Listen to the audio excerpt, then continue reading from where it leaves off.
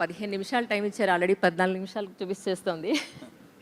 Sir, actually మీరు under-19 క్రికెటర్గా ఉన్నప్పటి నుంచి యాజ్ ఆన్ టుడే వరకు కూడా మీ ఫిట్నెస్ని ఏ రోజు వదులుకోలేదు. సో పోలీస్ డిపార్ట్మెంట్లో మనకి ప్రస్తుతానికి 19,000 ఖాళీలు భర్తీ కాబోతున్నాయి. సో వాళ్ళందరినీ దృష్టిలో పెట్టుకొని, ఆల్రెడీ ఉన్న వాళ్ళని దృష్టిలో పెట్టుకొని 16 గంటలు పైగా పనిచేస్తున్న పోలీస్ డిపార్ట్మెంట్ వారందరి ఆరోగ్యాన్ని దృష్టిలో పెట్టుకుని మీ ఫిట్నెస్ విషయంలో వాళ్ళకి ఏం చెప్తారు? ఇప్పుడు పోలీస్ టాపిక్స్ వదిలేసి మీరు ఫస్ట్ నా ఫిట్నెస్ గురించి అడుగుతున్నారు. సంతోషం, ఎందుకంటే మా వృత్తిలో ఇది చాలా ముఖ్యం. ఆ స్ట్రెస్ తట్టుకోవాలంటే, ఎటువంటి జబ్బులు రాకుండా ఉండాలంటే ఈ ఫిట్నెస్ గురించి కొద్దిగా శ్రద్ధ తీసుకుంటే సరిపోతుంది. నేను లాస్ట్ 33 ఇయర్స్ నుండి నా వెయిట్ 75-76 మధ్యనే ఉంది. 1 కేజీ ఇటు కాదు, 1 కేజీ 1 గ్రామ్ అటు కాదు. అది కాన్షియస్గా మెయింటైన్ చేసుకుంటూ వచ్చాను. ఎందుకంటే తక్కువైపోతే మసిల్ లాస్, ఎక్కువైపోతే మళ్ళీ కొద్దిగా యాక్టివ్గా ఏదైతే స్పోర్ట్స్ ఇప్పుడు కూడా నేను పాల్గొంటున్నాను. క్రికెట్ మ్యాచెస్ ఆడుతుంటాను. లాస్ట్ ఇయర్ లీగ్స్ ఇప్పుడు కూడా లీగ్ క్రికెట్ ఆడుతున్నాను. లాస్ట్ ఇయర్ 5 సెంచరీస్ కూడా కొట్టాను. దెన్ టెన్నిస్ టోర్నమెంట్స్ ఆడుతుంటాను, సింగిల్స్. దెన్ గోల్ఫ్ ఆడుతుంటాను. ఇవన్నీ తట్టుకోవడానికి వెయిట్ ట్రైనింగ్ చేస్తాను. 3 sessions week at least weight training చేస్తుంటాను. సో కొద్దిగా ఆహారం ఏదైతే ఉందో, ఆ 4 వైట్స్ ఎప్పుడో కట్ చేశాను చాలా రోజుల నుండి. 4 వైట్స్ ఏంటి? షుగర్, సాల్ట్, మైదా, అది కూడా వైట్ ఉంటుంది, అండ్ రైస్ కూడా వైట్ ఉంటుంది. చాలామందికి అంటే ఇది జీర్ణించుకునే శక్తి ఉండకపోవచ్చు ఈ మాట, కానీ రైస్ వల్ల కూడా చాలా ఎక్కువ, అంటే కొద్దిగా మొత్తంలో తీసుకోవడం ఏం కాదు, కానీ ఏ సంఖ్యలో మనం తీసుకుంటామో అది కొద్దిగా హానికరం. గ్లూకోజ్ లెవెల్స్ ఇవన్నీ పెరుగుతాయి. సో ఇవన్నీ కూడా కొద్దిగా శ్రద్ధ వహించి మనం ఏం తింటున్నామో కొద్దిగా జాగ్రత్తగా చూసి చేస్తే అన్నీ ఉంటాయని నేను అనుకుంటున్నాను. డిపార్ట్మెంట్లో కూడా నేను హైదరాబాద్ సిపిగా ఉన్నప్పుడు ఫిట్ కోఆప్ అని ఒక ప్రోగ్రామ్ స్టార్ట్ చేశాము. సో ఏంటంటే మొత్తం 20,000 మంది ఎవరైతే ఉన్నారో వారంతా ప్రొఫైలింగ్ చేసి with the help of helping hand foundation అని ఒక ఎన్జిఓ ఉంది. ముజ్తబా అస్కరీ గారు నేతృత్వం, వాళ్ళ టీమ్స్ వెళ్ళి ప్రతి ఒక్కరిది స్టేషన్ వారీగా హోంగార్డ్స్ అండ్ అబవ్ అందరిది ప్రొఫైల్, హెల్త్ స్టేటస్. సో దాంట్లో ఒక 5 నుండి 10% వరకు కొద్దిగా క్రిటికల్గా వస్తారు. సో వారి ఆరోగ్యం పైన దృష్టి పెట్టి ఒక యాప్ ద్వారా వారి హెల్త్ని మానిటర్ చేయడం.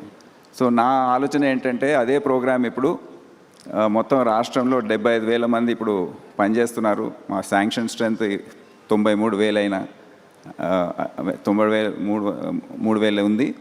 ఒక 20,000 వేకెన్సీస్ ఉన్నాయి. కనుక ఎవరైతే ఉన్నారో వారందరి హెల్త్ ప్రొఫైలింగ్ చేసి ఒక కార్యక్రమం టేకప్ చేయాలని ఆలోచన ఉంది. దానికి తగిన స్పాన్సర్ కానివ్వండి, technology interventions through app monitor చేయడానికి ఒక టీమ్, అదంతా కూడా రెడీగా ఉన్నారు.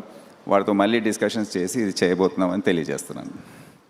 మీరు తెలంగాణకి మాకు పక్కా లోకల్ డీజీపీ. మొట్టమొదటిసారిగా తెలంగాణకు దొరికిన లోకల్ డీజీపీ మీరు మాకు.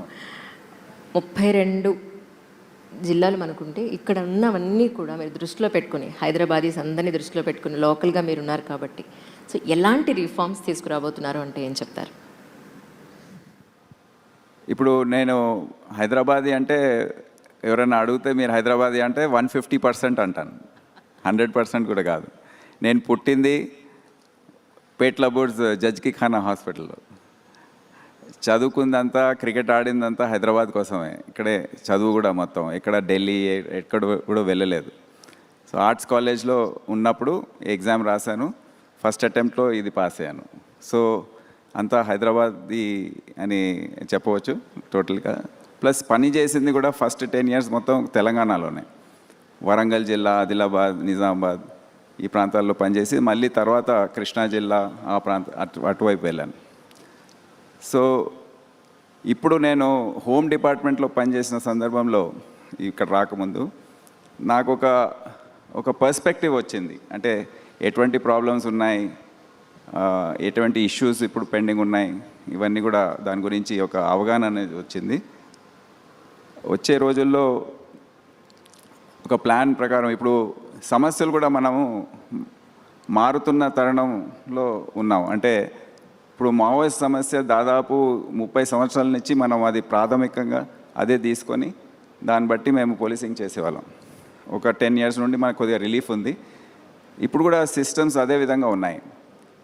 మనకు ఇప్పుడు ఉన్న సమస్యలు వేరే విధంగా మనకు ఉత్పన్నం అవుతున్నాయి. ఫర్ ఇన్స్టెన్స్ నార్కోటిక్స్ ఇప్పుడు చాలా సీరియస్ ప్రాబ్లం ఇది. ఎవరికి కూడా దీని నుండి మినహాయింపు లేదు. మన పిల్లలు బయటికి వెళ్తున్నప్పుడు అసలు సేఫ్గా ఉంటారా లేదా అనే అనుమానం, భయం అసలు అన్ని వర్గాల్లో, సంపన్నులుగా వాళ్ళకి ఇంకెక్కువ, మిడిల్ క్లాస్, వేరే వర్గాలు కూడా అందరికీ ఈ సమస్య చుట్టుకుంటుంది. గ్రామీణ ప్రాంతాల్లో ఈ సమస్య విస్తరించిందని మనకు అందరు తెలుసు, టౌన్స్లో, సిటీస్లో. సో ఇది మనకు పోలీస్కి, సమాజానికి ఇది చాలా ఉన్నతమైన ఒక ఛాలెంజ్గా మారింది.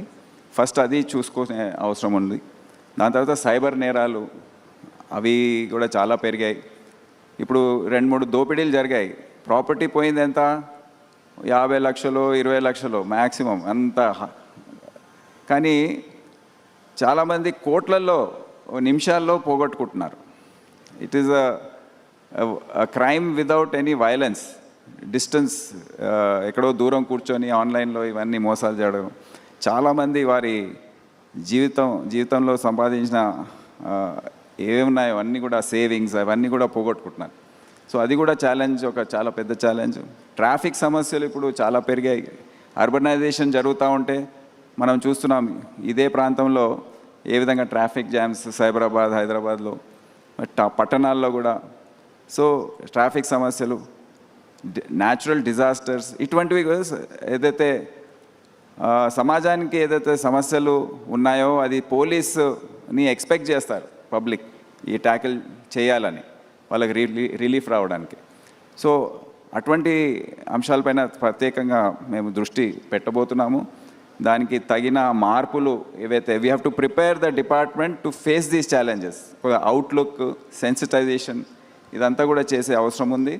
ఆ పాత పద్ధతి ఏదైతే ఉందో అది వీడి కొత్త పంత అవలంబించే అవసరం ఉంది. ఈ ప్రశ్న వాయిస్ వస్తుంది. ఈ ప్రశ్న ప్రజల మనసుల్లో ఉన్నది అడగక తప్పట్లేదు సార్. హైదరాబాద్లో డే బై డే జనాభా పెరుగుతూనే ఉన్నారు, ట్రాఫిక్ పెరుగుతూనే ఉంది. మీరేమో చౌరస్తాలన్నీ క్లోజ్ చేసేసి ఎక్కడో యూటర్న్లు ఇచ్చారు. ఇన్స్టాగ్రామ్లో రీల్స్ కూడా వచ్చాయి. ఏంటంటే యూటర్న్ ఎక్కడ తీసుకోవాలి బాబు అంటే ఆ రోజు డే అంతా అయిపోతుంది అన్నట్టు.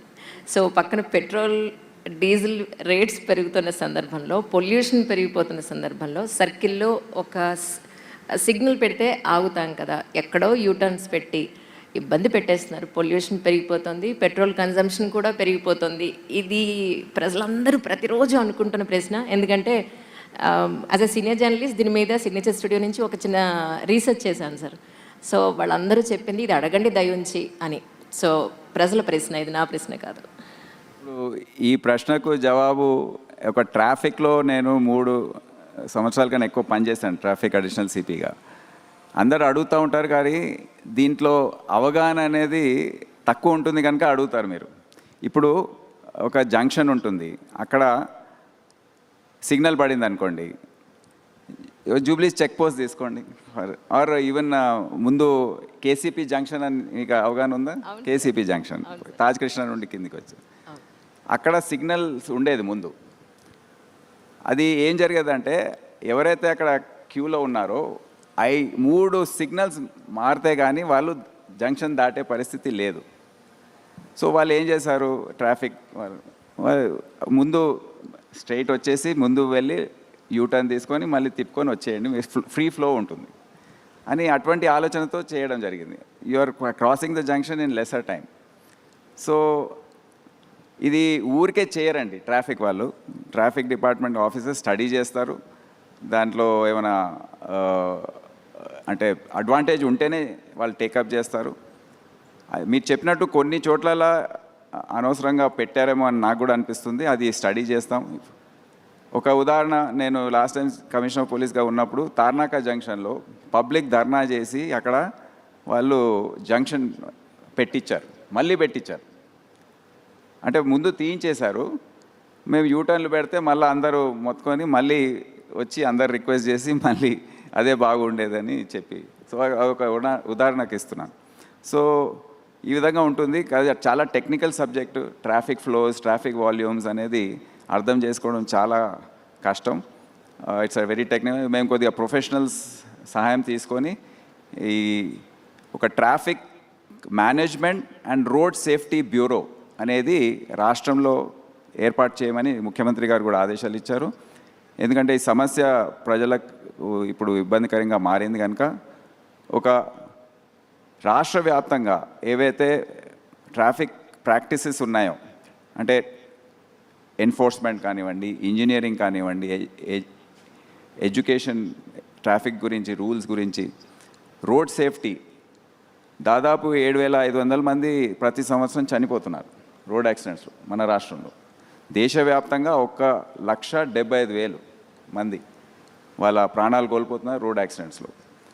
సో ఇది పూర్తిగా నివారించకపోయినా కొద్దిగా కంట్రోల్ తీసుకొచ్చి కొద్దిగా డిసిప్లిన్ తీసుకురావాలంటే రాష్ట్ర వ్యాప్తంగా ఒక బ్యూరో ద్వారా స్టాండర్డైజ్ ప్రాక్టీసెస్, ఏవైతే రోడ్స్ టర్నింగ్స్ ఎక్కడైతే జరుగుతున్నాయో యాక్సిడెంట్స్, అన్ని హాట్స్పాట్స్ లాగా ఐడెంటిఫై చేసి అక్కడ ఏమైనా ఇంజనీరింగ్ చేంజెస్ తీసుకురాగలిగితే అది చేయడం, ఇవన్నీ కూడా మేము ఇప్పుడు ప్రతిపాదిస్తున్నాం. ఆ బ్యూరో తొందరలో ఏర్పాటు కాబోతుంది. దానికి తగిన రిసోర్సెస్, దాంట్లో ఇంజనీర్స్, R&B నుండి, ట్రాన్స్పోర్ట్ నుండి వీళ్ళందరూ కూడా ఉంటారు. వాళ్ళందరూ ఇటువంటి మెజర్స్ టేకప్ చేసి ట్రాఫిక్ ఎన్ఫోర్స్మెంట్, ఫర్ ఇన్స్టెన్స్ ఒక ఏరియాలో హెల్మెట్ కంపల్సరీ అంటారు, ఇంకో ఏరియాలో హెల్మెట్ మీ ఆప్షన్ అంటారు, కొన్ని ఏరియాస్లో సీట్ బెల్ట్ ఓకే కంపల్సరీ అంటారు, కొంతమంది లేదంటారు. సో ఒకే రాష్ట్రంలో ఈ విధంగా విధానాలు ఉండొద్దు, స్టాండర్డైజ్గా ఉండాలి. అండ్ సీట్ బెల్ట్ గురించి కూడా front seat okay, back seat అవసరం లేదంటారు. కానీ యాక్సిడెంట్స్లో ఎక్కువ శాతం చనిపోయేది బ్యాక్ సీట్ వాళ్ళే. కంపల్సరీగా బ్యాక్ సీట్ వాళ్ళు కూడా సీట్ బెల్ట్ వేసుకోవాలి, అప్పుడే ప్రాణాలు మనం కాపాడుకునే పరిస్థితి ఉంటుంది. సో ఈ విధంగా ఈ బ్యూరో కూడా ఏర్పాటు కాబోతుంది.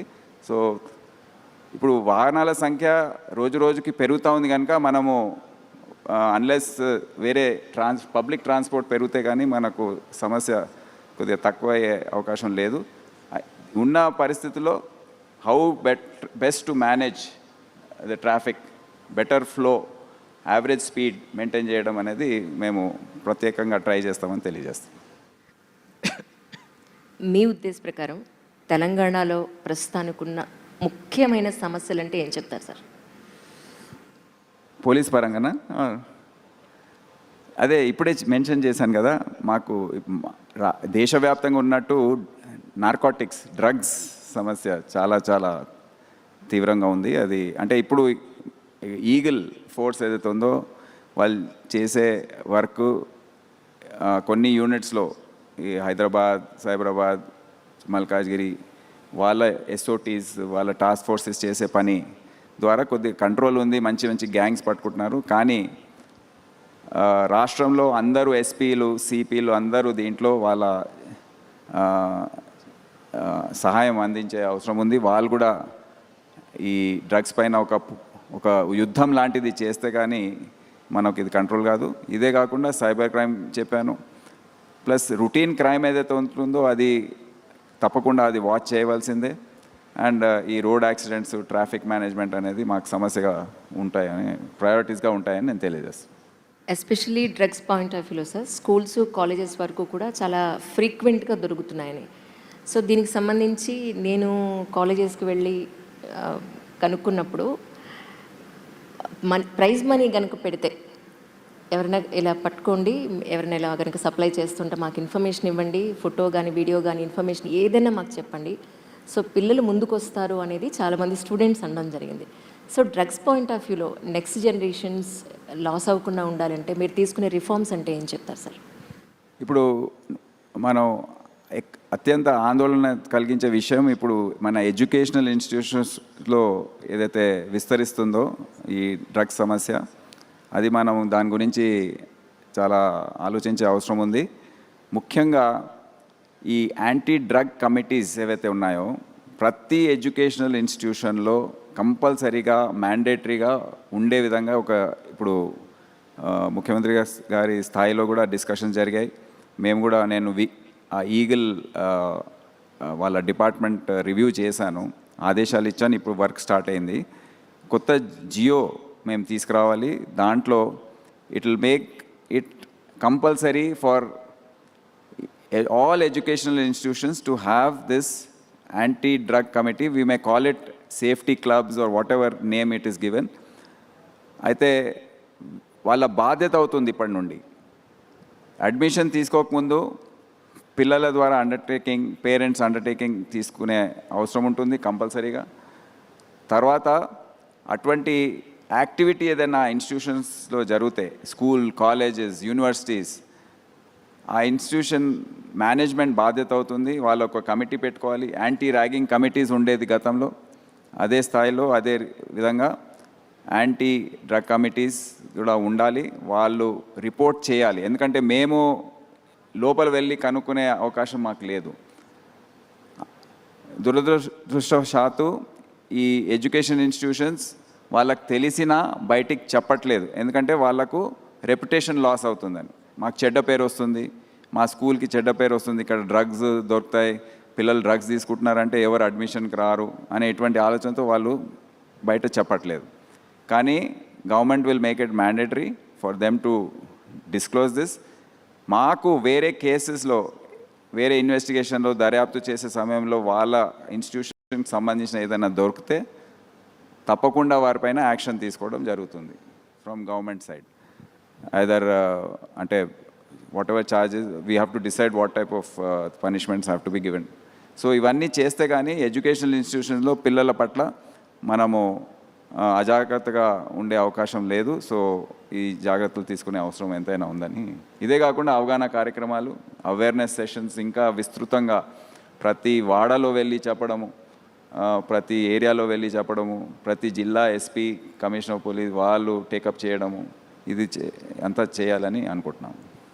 అంటే ఎడ్యుకేషనల్ ఇన్స్టిట్యూట్స్ చుట్టూ ఉన్న ప్రజలు కూడా మాకెందుకులేని వదిలేకుండా మీ వరకు తీసుకొస్తే వాళ్ళ వంతు బాధ్యతగా బాగుంటుందేమో అనుకుంటున్నాను సార్.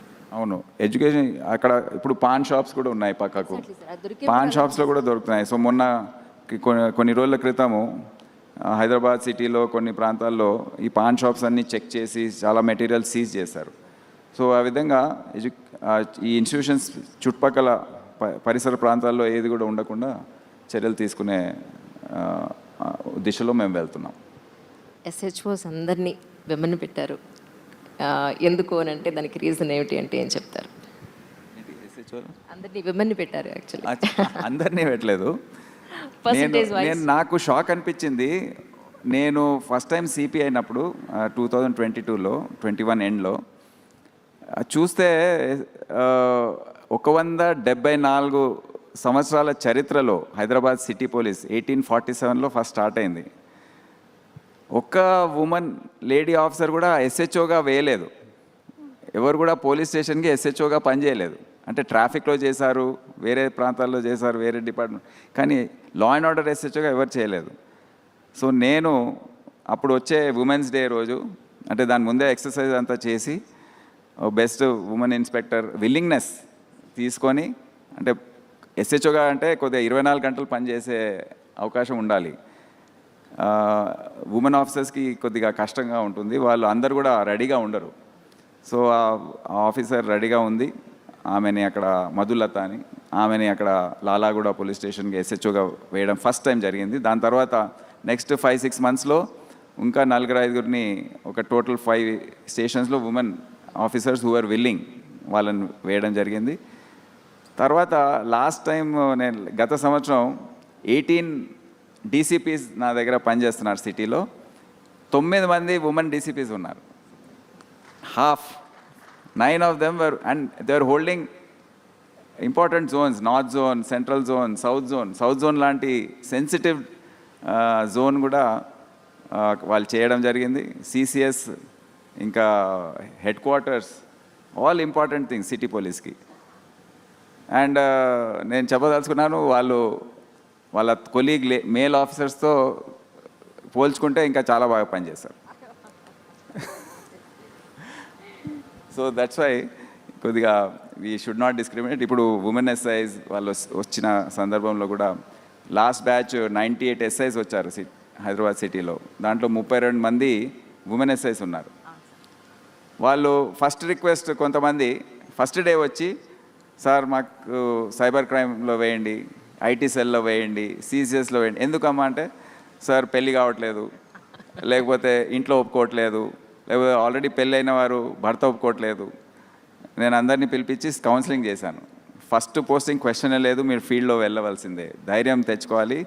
ఇక్కడ మీరు ఏం చూసి వచ్చారు, సినిమాల్లో అన్నీ చూసి వచ్చారా, ఇక్కడ కష్టంగా ఇట్లాగే ఉంటుంది, తప్పకుండా మీరు చేయవలసిందే, ధైర్యం తెచ్చుకోవాలి అండ్ చేయాలి. అండ్ ఫ్యూచర్లో కూడా స్టేషన్ ఎస్హెచ్ఓస్గా కూడా మీరు చేయాలని వారికి ప్రోత్సాహం ఇచ్చి పంపించడం జరిగింది. పోలీస్ డిపార్ట్మెంట్లోకి రావాలనుకునే యంగర్ జనరేషన్కి ఇలా మీరు వీటికి సన్నద్ధంగా ఉంటేనే డిపార్ట్మెంట్లోకి రండి అన్న కొన్ని important points, dos and don'ts అంటే ఏం చెప్తారు sir? Police department or government service itself and police department ప్రత్యేకంగా ఈ పబ్లిక్ సర్వీస్ చేయాలనే ఆలోచన కడుపు లోపల నుండి వచ్చే ఒక ఆశ ఏదైతే కొంతమందికి ఉంటుందో, అది లేకపోతే రావద్దని నేను విజ్ఞప్తి చేస్తున్నాను. ఎందుకంటే ఇక్కడ వేరే ఆలోచనతో రావద్దని కూడా నేను పబ్లిక్గా బహిరంగంగా కూడా నేను చెప్పాను. ఇక్కడ ఏదో డబ్బు సంపాదన, లేకపోతే మాకు పవర్ ఉంటుంది, మేము దాన్ని వాడుకొని ప్రజల దగ్గర ఎక్స్ట్రాక్ట్ చేద్దాము, ఆ ఆలోచనతో వస్తే సరే కొన్ని రోజులు నడుస్తుంది, కానీ మీకు చెడ్డ పేరు, ఏదో రోజు ఏసీబీ ట్రాపో సస్పెన్షను ఏదో ఒకటి జరుగుతూ ఉంటుంది. ఇవన్నీ ఇబ్బందులు పడే బదులు మీరు వేరే ఒక పాన్ షాప్ పెట్టుకున్నా దీనికన్నా ఎక్కువ సంపాదించవచ్చు. దయచేసి ఇక్కడ రాకండి. So that is the main thing. ఆ ఇంటెగ్రిటీ, ఆ ప్యాషన్ ఫర్ సర్వీస్ ఉంటే కానీ యూ స్టడీ యువర్ సెల్ఫ్. వేరే ఆప్షన్స్ కూడా ఉన్నాయి కదా. సో మీరు హైలీ ఎడ్యుకేటెడ్. ఇప్పుడు మా కానిస్టేబుల్స్ కూడా చాలామంది PhDs, post graduates, engineering graduates, double degrees. So మీకు వేరే ఉద్యోగాలు కూడా దొరుకుతాయి, ఇక్కడ వచ్చే అవసరమే లేదు. సో ఇదొకటి కూడా ఈ అంచనా వేసుకొని వస్తే బాగుంటుందని. ఎందుకంటే మీకు ఇక్కడ వచ్చి మళ్ళీ వేరే బిజినెస్ పెట్టుకున్నారనుకోండి, ప్రజలకు బాగా ఇబ్బంది కలుగుతుంది, అన్యాయం జరుగుతుంది, అండ్ అఫ్కోర్స్ డిపార్ట్మెంట్ చెడ్డ పేరు వస్తుంది అండ్ గవర్నమెంట్ చెడ్డ పేరు వస్తుంది. Absolutely sir. 2028 మీరు రిటైర్ అయ్యే లోపల నేను ఖచ్చితంగా చేయాలి అనుకున్న కొన్ని ఇంపార్టెంట్ వర్క్స్ అంటే ఏం చెప్తారు సార్? ఇప్పుడు నేను గమనించింది ఏంటంటే, ఒక ఫ్రెండ్లీ పోలీసింగ్ కాన్సెప్ట్ అని పెట్టి మా ఆఫీసర్స్ కొద్దిగా వాళ్ళలో ఉన్న ఆత్మస్థైర్యం, ధైర్యం, కాన్ఫిడెన్స్ ఏదైతే ఉందో వారికి కొద్దిగా కోల్పోయినట్టు కనిపిస్తుంది. నాకు గత 2-3 సంవత్సరాల నుంచి చూస్తున్నాను. ఇప్పుడు ఏంటంటే, మనం ఉన్న సామాజిక పరిస్థితుల్లో మనం ఏదో యుఎస్లో, లండన్లో జరుగుతున్న తీసుకొచ్చి ఇక్కడ పైన ఇంపోజ్ చేయడం అనేది తప్పు అని భావిస్తున్నాను. What I believe is in effective police and strong policing. సమాజం కూడా అదే కోరుకుంటుంది. పోలీసింగ్ ఎప్పుడు కూడా గట్టిగా ఉండాలి. ఎవరైతే సంఘ వ్యతిరేక శక్తులు ఉన్నాయో, రౌడీ షీటర్స్ ఉన్నారో, క్రిమినల్స్ ఉన్నారో, వారి పట్ల మనం కఠినంగా వ్యవహరించకపోతే మిగతా 90% జనాభా ఇబ్బంది పడుతుంది. కానీ వాళ్ళని కూడా మర్యాద చేసుకుంటూ, ఎవరైతే రూల్స్ ఫాలో చేయరో వాళ్ళ పట్ల కూడా మర్యాదగా మేము okay to a certain extent మేము చట్ట ప్రకారం యాక్షన్ తీసుకోవాలి. What ever is to be done has to be done. ఎందుకంటే మిగతా 90% జనాభాకి రిలీఫ్ రావాలంటే ఇది చాలా అవసరం. So we will keep that in mind. నా ఉద్దేశం ఏది ఉంటుందంటే మా ఆఫీసర్స్ కానిస్టేబుల్ హోంగార్డ్ స్థాయి నుండి పై వరకు, ఇప్పుడు డ్రంక్ అండ్ డ్రైవ్, నేను ట్రాఫిక్లో ఉన్నప్పుడు మా హోంగార్డ్స్ కానిస్టేబుల్ చేసేది డ్రంక్ అండ్ డ్రైవ్, అప్పుడే స్టార్ట్ చేసాం. భయపడేది ముందు, కానీ వాళ్ళకి ధైర్యం ఇవ్వాలి. వాళ్ళు చట్ట ప్రకారం చేస్తున్నారు కనుక మీరు భయపడే అవసరం లేదు. ఒక్క కానిస్టేబుల్ హోంగార్డ్ కూడా సస్పెండ్ కాలేదు. పెద్ద పెద్ద వివిఐపీస్ని పట్టుకున్నా, వాళ్ళు ఫోన్లు చేసేవారు కోపంగా, అరే how dare you stop me అని. హౌ డేర్ అంటే వాడు ఉద్యోగం వాడు చేస్తున్నాడు, so we have to support them. So ఈ విధంగా మా పోలీస్ అందరికీ కూడా ఒక ధైర్యం ఇచ్చి, సరిగ్గా మీరు చట్ట ప్రకారం న్యాయం చేసే విధంగా పనిచేసి స్ట్రాంగ్గా ఉండండి, ఎఫెక్టివ్గా ఉండండి. ఒక effective police which includes friendly police, అంటే దాంట్లో ఒక భాగం అది. అందరితో పోలీస్ స్టేషన్ వచ్చినప్పుడు మర్యాదగా వ్యవహరించడం అనేది అది compulsory. No one can misbehave. ఎవరితో మాట్లాడుతున్నప్పుడు మర్యాదగా మాట్లాడాలి. So need not be a separate నినాదం, కానీ మేము ఎఫెక్టివ్గా గట్టిగా పనిచేయాలని నేను ఏం చేస్తానని తెలియజేస్తాను. That's very nice sir. Really ఇచ్చిన టైం ప్రకారం ఇంకొక ప్రశ్నతో ముగిస్తాను సార్. వాళ్ళు టైం ఎక్స్టెండ్ చేశారు. Thank you so much really. Yes sir, ఈ క్వశ్చన్ సరిపోతుంది మనకి. యాక్చువల్లీ మీ ఉద్దేశ ప్రకారం మీరు పోలీస్ డిపార్ట్మెంట్లోకి ఐపీఎస్ అయిన తర్వాత వచ్చాక మీరు ఒక ఎయిమ్ పెట్టుకునో నేను ఇలా ఉండాలి అనో అనుకున్న దానికి ఇప్పుడు ఇంకొక 2 years రిటైర్ అయ్యే ఈ జర్నీ అంతా చూసుకుంటే ఒక సివిల్ సర్వెంట్ బాధ్యత చాలా పెరిగింది అని అనిపించిందా మీ ఉద్దేశ ప్రకారం? సమాజంలో వాల్యూ తగ్గింది అని అనిపించిందా అంటే మీరేమంటారు సార్? సమాజం అనేది మారుతూ ఉంటుంది. అది ఇప్పుడు ఆ రోజుల్లో ఉన్న సామాజిక విలువలు ఇప్పుడు ఉండకపోవచ్చు. అంటే ఏదో చెడ్డగా అయిపోయానని చెప్పట్లేదు, అది జనరేషనల్ చేంజ్. ఇప్పుడు జెన్ జీ, ఆల్ఫా అంటున్నారు. ఇప్పుడు వారు మన ఇంట్లోనే చూస్తున్నాం మనం ఏ విధంగా వ్యవహరిస్తారు. అదే సేమ్ రిఫ్లెక్షన్ మేము సర్వీస్లో మా కానిస్టేబుల్స్లో, ఆఫీసర్స్లో, ఎస్ఐల్లో, ఐపీఎస్ ఆఫీసర్స్లో కూడా చూస్తున్నాం. సో వాళ్ళ ఆలోచన తీరు వేరే, వాళ్ళకు ఉన్న ఇన్ఫర్మేషన్ మాకు ఆ రోజుల్లో దాంట్లో 5-10% కూడా ఉండకపోవచ్చు. వాళ్ళకి ఇప్పుడు ఏదైతే వాళ్ళు సోషల్ మీడియాలో ఇదంతా చూస్తుంటారో వాళ్ళకు చాలా ఎక్కువ ఇన్ఫర్మేషన్ వాళ్ళ దగ్గర ఉంది. వారు ఏ విధంగా అయితే ఇష్యూస్ని చూస్తారో, అర్థం చేసుకుంటారో, totally it's different from what we use to perhaps. So ఇది అర్థం చేసుకోవాలి.